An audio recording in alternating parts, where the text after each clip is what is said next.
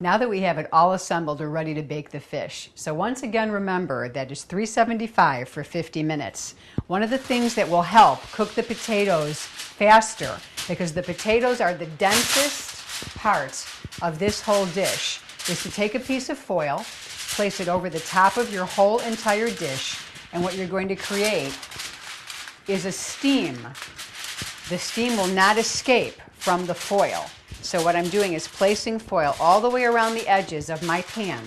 And what I'm going to then do is put it on the middle shelf in the middle of the oven for 50 minutes.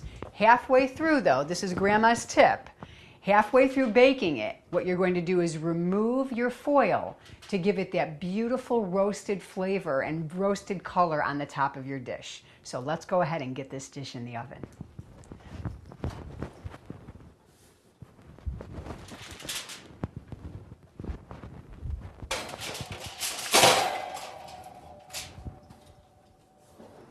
All right, 375 for 50 minutes, and then you're going to have a feast that's fit for the gods and goddesses.